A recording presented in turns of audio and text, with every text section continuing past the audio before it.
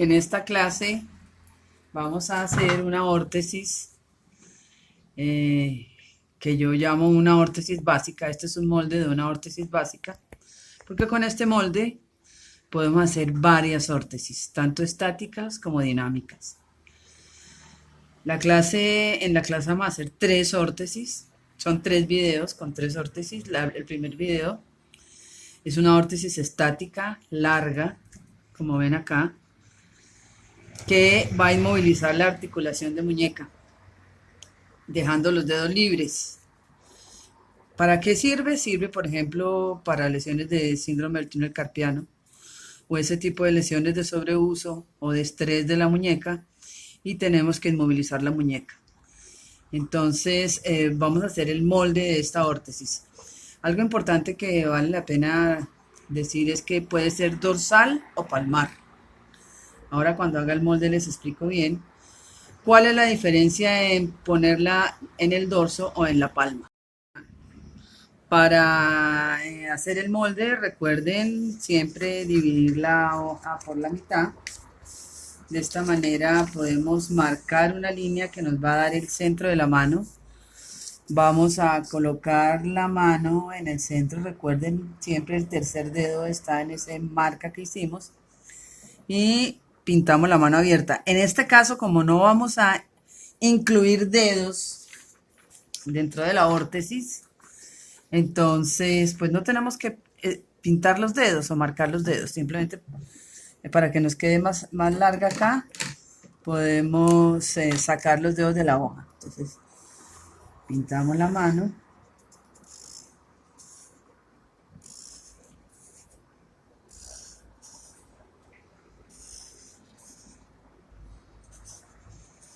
Y marcamos articulación de muñeca, articulación metacarpofalángica. Recuerden la importancia de marcarla por ambos lados. Y en realidad no tenemos que marcar articulaciones de dedos porque, como les digo, no las vamos a incluir dentro de esta órtesis. ¿La puede levantar? Entonces, esta es la mano del usuario. Vamos a hacer el molde de la órtesis. Este molde tiene 6 puntos anatómicos de referencia muy importantes a considerar. El primero es el punto A, que es el borde radial de la articulación metacarpofalángica, pero recuerden, préstame tu mano, la importancia de los pliegues de la mano. En este caso, entonces, este punto A es el borde del pliegue transverso proximal de la mano. Y el punto B, que va a ser este, va a ser el pliegue del borde transverso distal, que cuando cerramos o flejamos esa articulación, ustedes pueden ver que es por ahí, por donde se hace esa flexión. Entonces, puede ser o por la articulación metacarpofalángica, que fue la que marcamos, o también puede ser guiándonos con los pliegues de la palma. Entonces, unimos el punto A con el punto B. Recuerden, aquí vamos a hacer una pestaña, más o menos de unos 2 centímetros, que es la que nos va a permitir después poder sujetar la órtesis por lado y lado. Eso lo podemos cortar si nos queda muy ancho.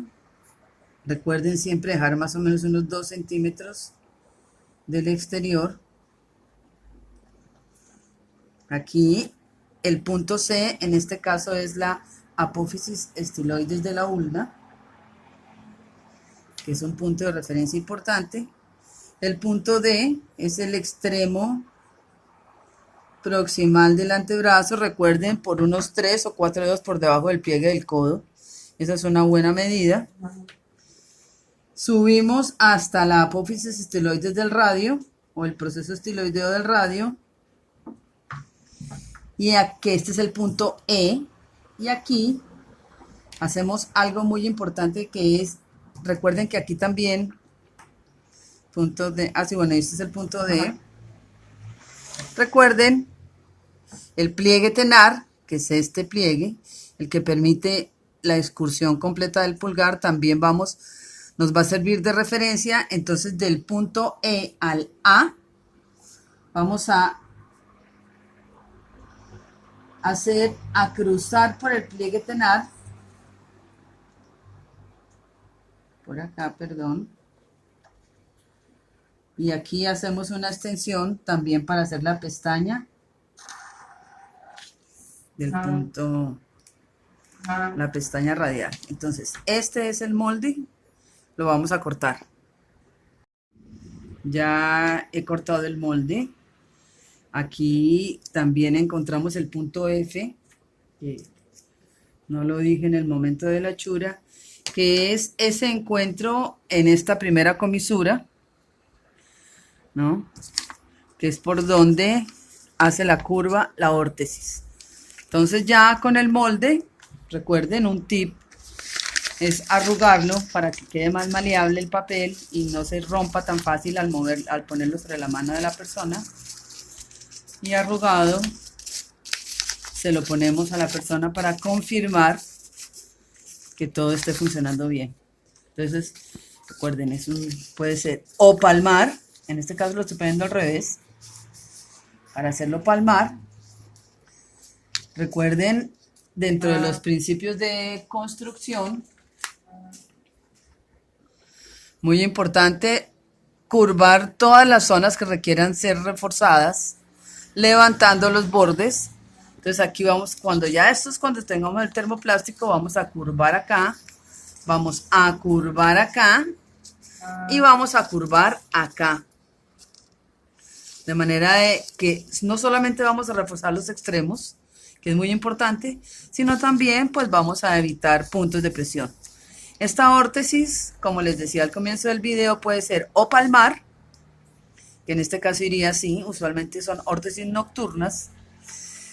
Objetivo, inmovilizar muñeca, pero la idea es que la persona pueda usar sus manos mientras tenga la órtesis puesta. Hay en la literatura varias teorías de cómo inmovilizar la muñeca. Hablan de inmovilizarla a unos 20 grados de extensión.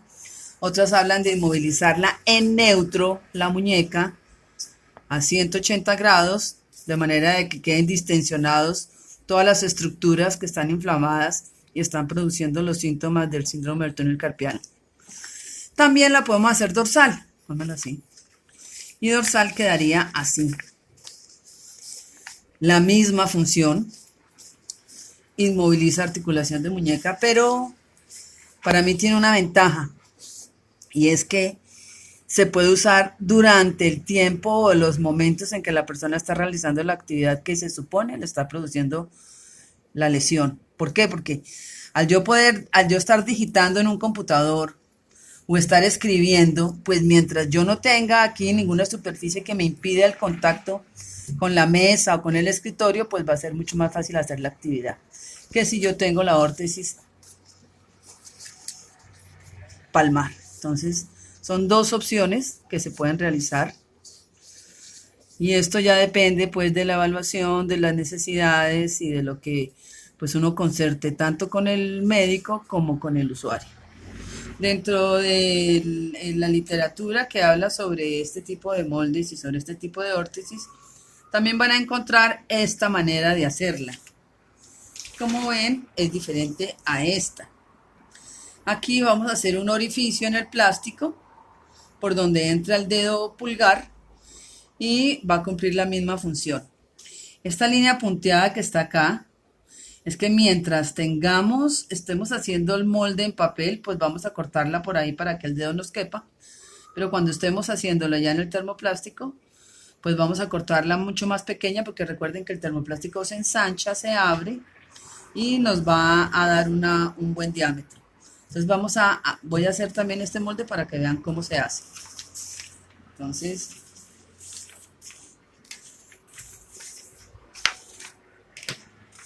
doblamos la hoja por el centro. Le pedimos a la persona que coloque su mano sobre la hoja, bien derecha, recuerden, alineando bien la mano. Hacemos el trazo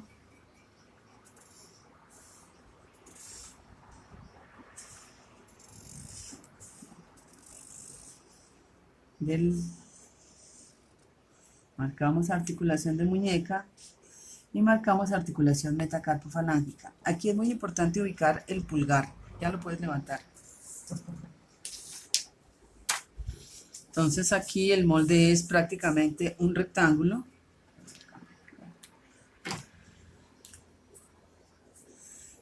Tenemos los mismos puntos de referencia iniciales, punto A y punto B, lado radial y lado ulnar de la articulación metacarpofalángica.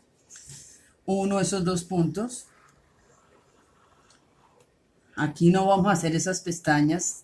La misma órtesis da la vuelta al antebrazo. Voy hacia abajo. Aquí también voy hacia abajo. Y aquí, en este punto de la base del dedo pulgar, voy a hacer el círculo.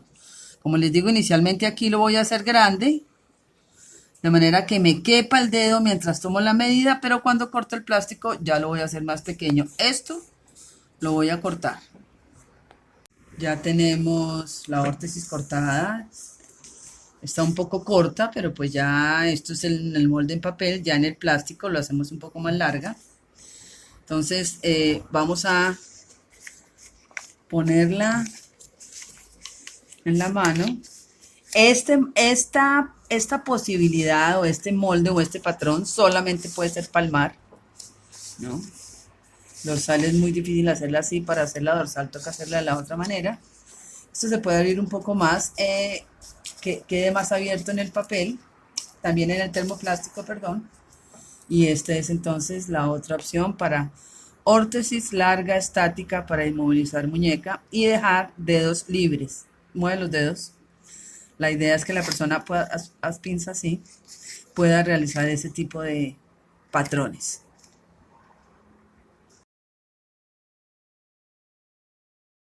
Ya hemos hablado mucho de los principios que se deben cumplir en la elaboración de este tipo de órtesis estáticas, pero quiero repasarlos.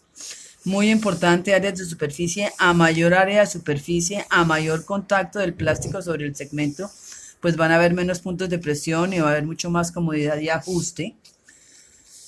Y muy importante el incremento de las ventajas mecánicas. Recuerden siempre contar con que estas órtesis son palancas de primer grado y como tal, pues estos brazos de potencia y de resistencia deben ser suficientemente equidistantes y coordinados para que la órtesis siempre sea cómoda, no se rompa fácilmente y cumpla el objetivo de inmovilizar la muñeca. Muchas veces encontramos este tipo de órtesis muy corticas, entonces este brazo de palanca no se respeta, no queda suficientemente largo y son órtesis muy incómodas y que no cumplen el principio. Muy importante hacer este brazo de palanca suficientemente largo. Y en cuanto a principios de construcción, órtesis cómodas, bien ajustadas, que no se vea luz en ninguno de las superficies que esté cubierta por el plástico. Redondear todas las esquinas, recuerden que todas las esquinas deben estar redondeadas. Y como dije antes, también muy importante levantar los bordes, que no solamente van a disminuir los puntos de presión, sino van a reforzar esos puntos donde es importante que la férula quede o la órtesis quede bien reforzada.